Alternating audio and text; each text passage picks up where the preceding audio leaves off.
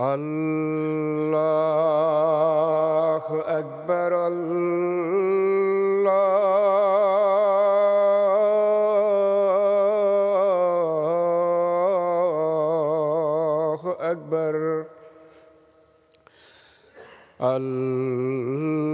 الله أكبر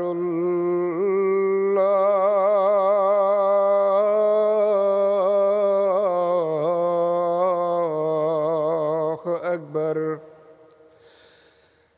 أشهد أن لا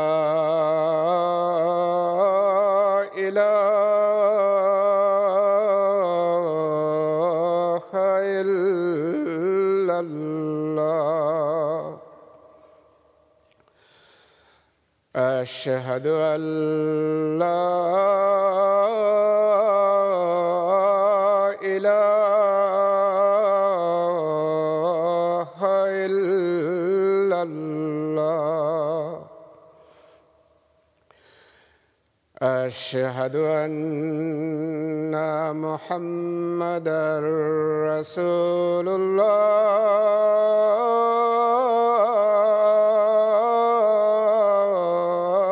الله أشهد أن محمدًا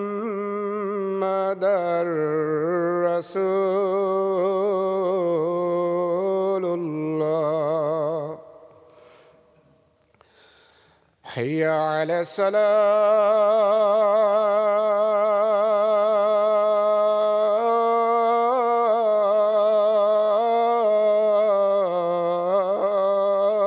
الصلاة حي على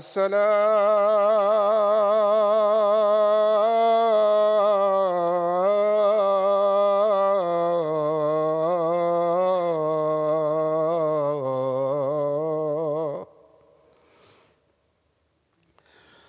حي على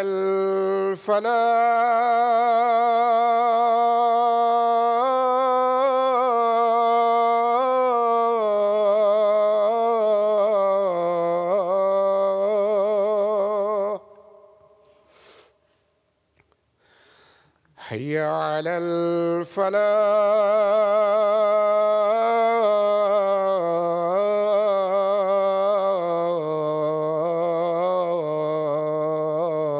الفلاح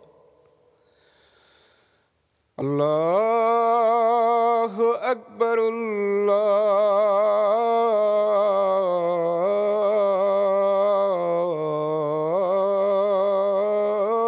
الله أكبر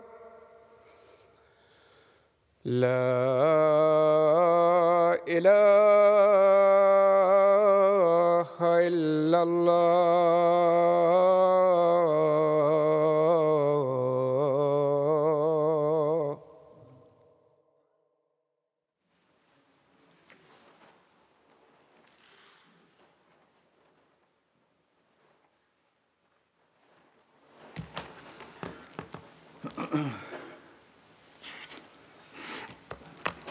السلام عليكم ورحمة الله.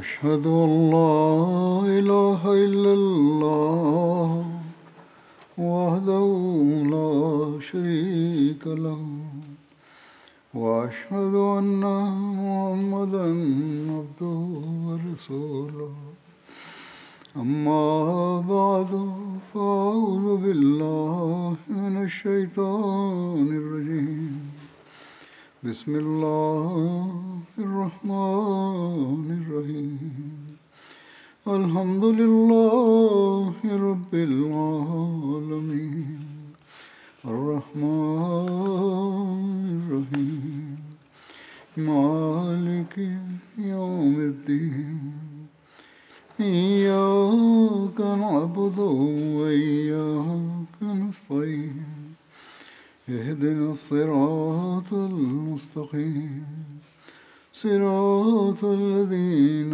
أنعمت عليهم غير المغضوب عليهم ولا الضالين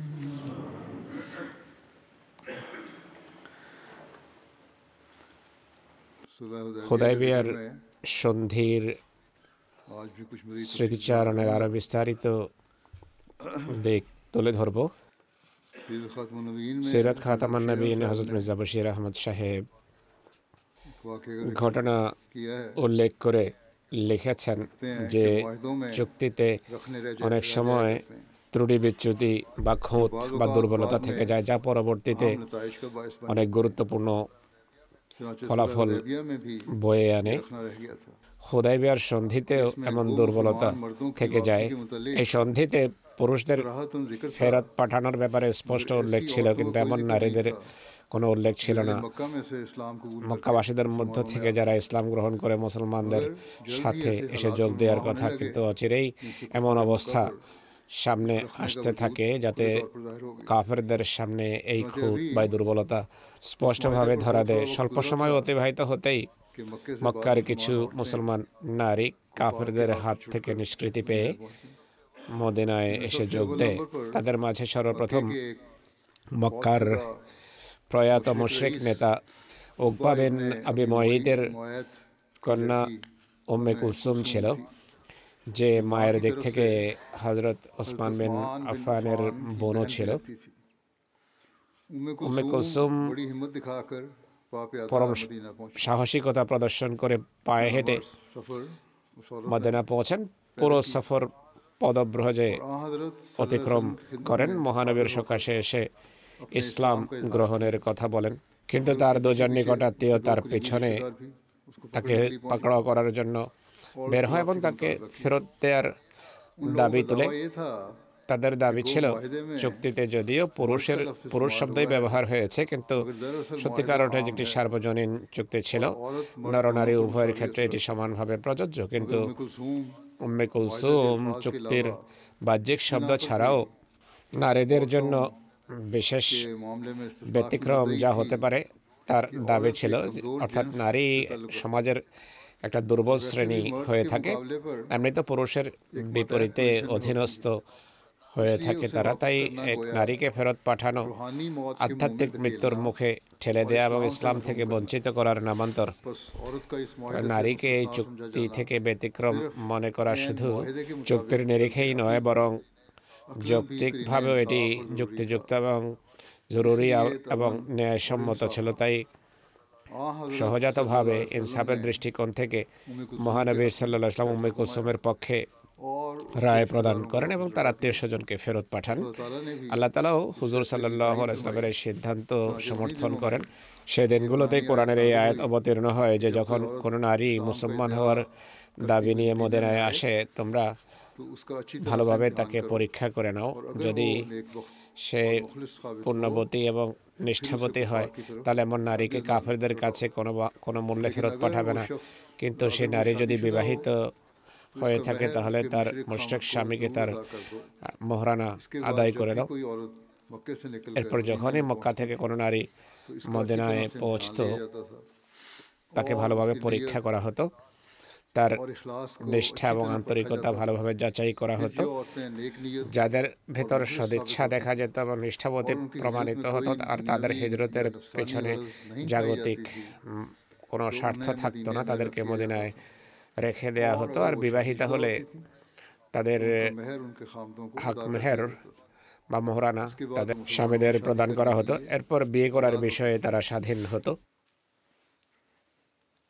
চুক্তির শর্তাবলী সংক্রান্ত একটি ঘটনার উল্লেখ পাওয়া যায়, যা হযরত আবু বসিরের সাথে সম্পর্ক রাখে। এর বিস্তারিত বিবরণ রয়েছে হুদায়বিয়ার চুক্তির শর্তাবলীর একটি হলো কুরাইশের কোনো ব্যক্তি যদি মুসলমান হয়ে মদিনায় আসে, মদিনাবাসী তাকে আশ্রয় দেবে না, বরং ফেরত পাঠাবে। কিন্তু যদি কোনো মুসলমান ইসলাম ছেড়ে দিয়ে মক্কা যেতে চায়, তাহলে মক্কাবাসীরা তাকে ফেরত পাঠাবে না। বাধ্যতাই শর্ত মুসলমানদের জন্য অসম্মানজনক, অবমাননাকর ছিল। আর এই কারণে কিছু মুসলমান মনমরাও ছিলেন। এমনকি হযরত ওমরের মতো অসাধারণ বুদ্ধিমান বিচক্ষণ সাহাবীও এই চরম উত্তেজনাকর পরিবেশে, অর্থাৎ এমন পরিবেশ, অর্থাৎ এই সিদ্ধান্তের কারণে যেখানে সবাই অন্তর্দাহ অনুভব করছিল আর ভাবছিল যে আমাদের অধিকার পদদলিত হচ্ছে, এই কারণে এক ধরনের চরম অস্বস্তি দেখা দেয়। কিন্তু এরপর স্বল্পতম সময় এমন পরিস্থিতি দেখা দেয় যার কল্যাণে এই কথা প্রমাণিত হয় যে সত্যিকার অর্থে এই শর্ত, এই চুক্তি কুরাইশের দুর্বলতা এবং মুসলমানদের দৃঢ়তার কারণ। কেননা মহানবী সাল্লাল্লাহু আলাইহি ওয়াসাল্লাম প্রারম্ভেই বলেছিলেন, যদি কোনো মুসলমান মদিনা থেকে চলে যায় তাহলে সে এক নোংরা অঙ্গ হবে শরীরের, বা পচা অঙ্গ হবে। বা এমন মানুষ যাদের হৃদয়ে বক্রতা থাকে তারাই ইসলাম পরিত্যাগ করতে পারে বা মুরতাদ হতে। এমন লোক চলে গেলে যাক, তাদের মদিনায় ফিরিয়ে আনার প্রয়োজন কি? এই কারণে পূর্বেই বলেছিলেন তিনি যে ঠিক আছে, এই শর্তে আমাদের কোনো আপত্তি নেই, কারণ এমন মানুষ একটা নোংরা অঙ্গ তুল্য, যা কর্তৃত্ব হওয়া আবশ্যক। কিন্তু এর বিপরীতে কোনো ব্যক্তি সত্যিকার মুসলমান হয়ে বা ইসলাম গ্রহণ করে যদি মদিনায় আসে, সে মদিনায় জায়গা পাক বা না পাক, যেখানেই থাকুক, ইসলামের দৃঢ়তা বয়ে আনবে। অবশেষে আল্লাহ তার জন্য কোনো রাস্তা বের করবে নেই। এই দৃষ্টিভঙ্গি স্বল্পতম সময়ে সত্য প্রমাণিত হয়েছে। কেননা মহানবী সাল্লাল্লাহু আলাইহি ওয়াসাল্লাম মদিনায় আসার পর তখনও বেশি সময় কাটেনি। স্বল্পতম সময়ের ভিতর আবু বসির সাকফি নামে এক ব্যক্তি, যিনি মক্কাবাসী ছিলেন আর বনু জোহরা গোত্রের মিত্র ছিলেন, তিনি ইসলাম গ্রহণ করে মক্কাবাসীদের পক্ষ থেকে চাপানো বন্দিদশা থেকে বেরিয়ে মদিনায় আসেন। কুরাইশ তার পিছু ধাওয়া করার জন্য দুই ব্যক্তিকে পাঠায় এবং মদিনায় এসে মহানবীকে বলে যে আবু বসিরকে চুক্তির শর্ত অনুসারে তাদের হাতে তুলে দেওয়া হোক।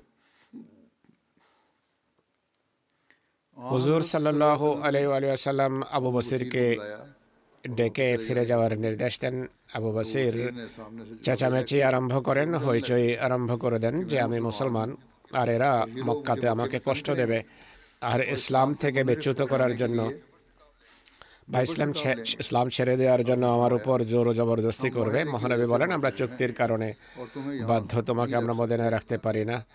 যদি আল্লাহর সন্তুষ্টির জন্য তুমি ধৈর্য ধরো, তাহলে আল্লাহ তাআলা অবশ্যই তোমার জন্য কোনো পথ বের করবেন। কিন্তু আমরা যে নিরুপায়, কোনোভাবে আমরা চুক্তির ব্যত্যয় করতে পারি না, অন্যথা করা সম্ভব নয় আমাদের জন্য। কতটা যত্নবান ছিলেন মহানবী চুক্তির শর্ত মানার ক্ষেত্রে। উপায়ান্তর না দেখে আবু বসির তাদের সাথে যাত্রা করেন। কিন্তু যেহেতু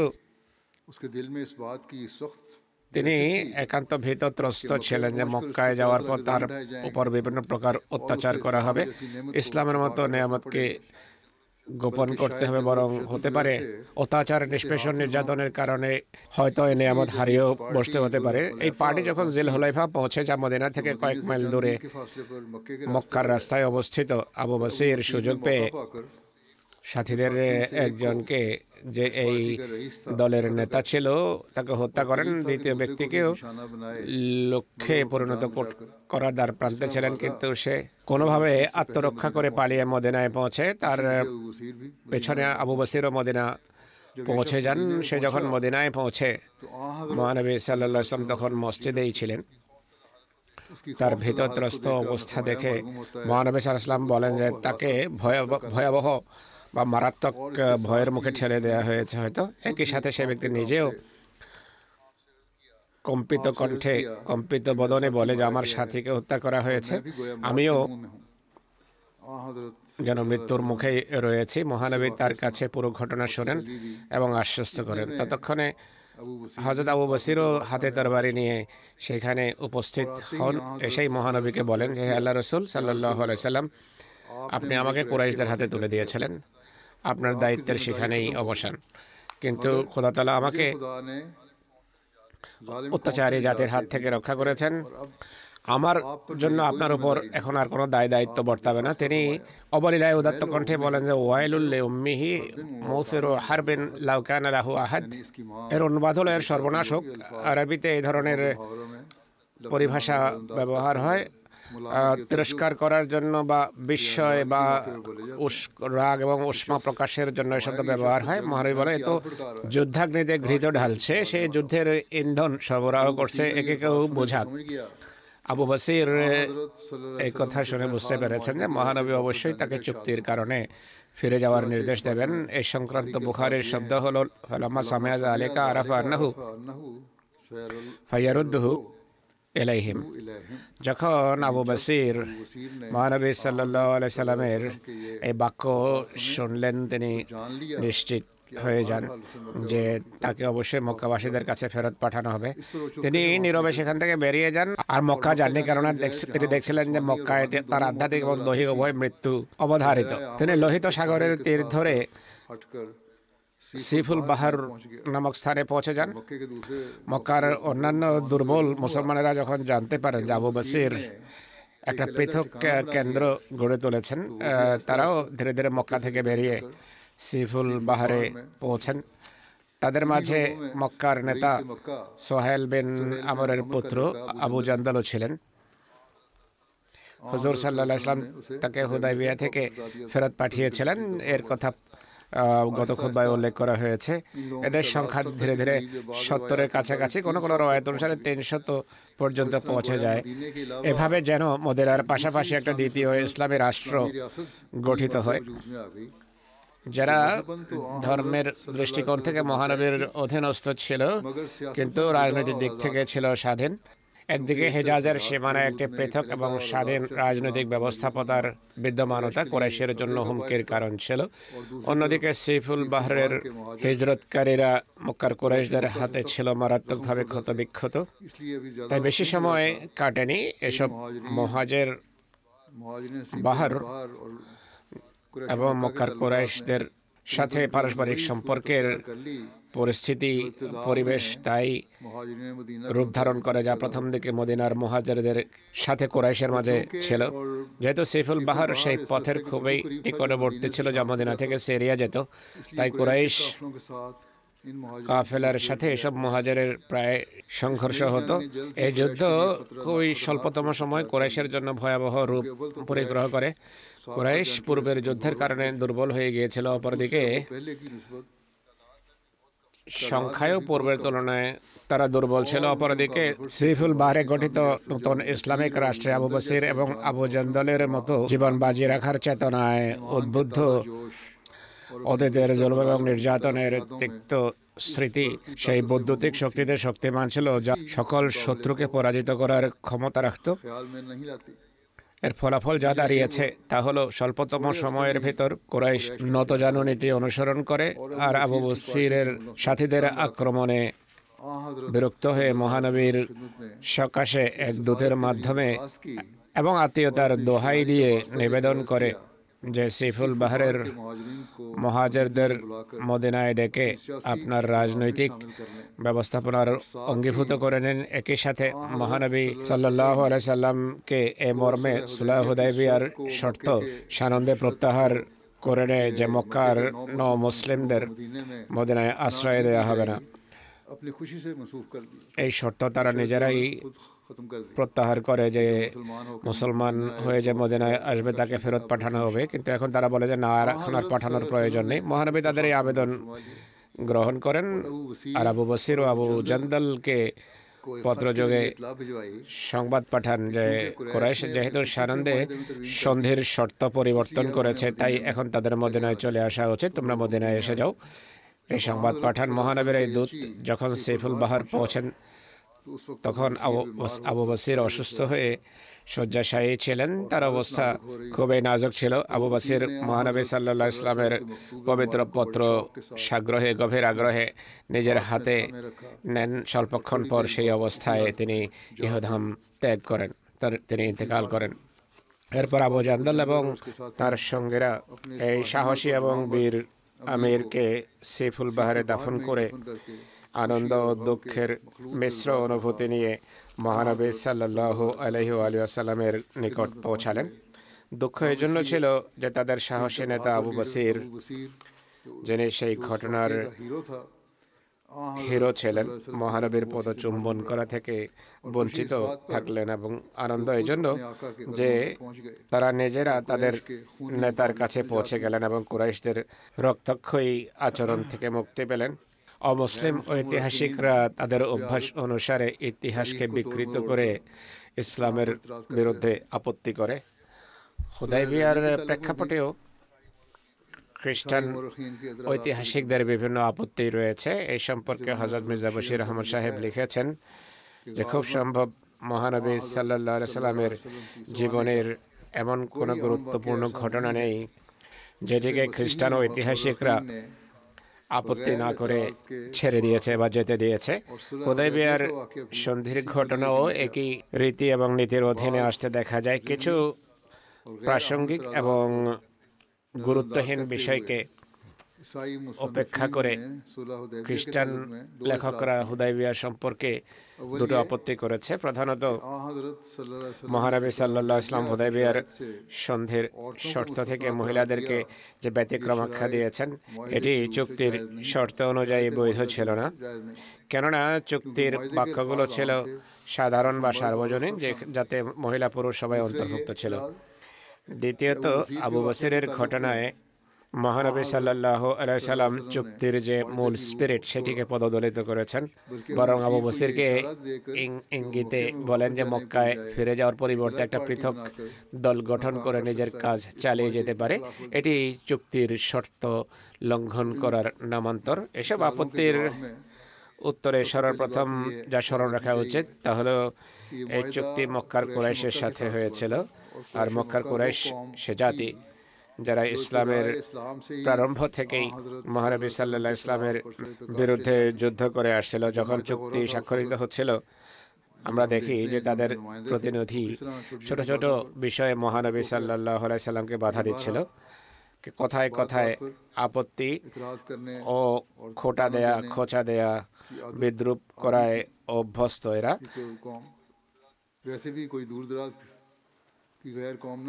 এমনিতেও মক্কাবাসী কোনো দূরের লোক ছিল না, মহানবীর নিজস্ব জাতি ছিল, যারা নিজেরা সবকিছু জানতো। মহানবীর জাতিই ছিল তারা, সবকিছু তাদের জানা ছিল।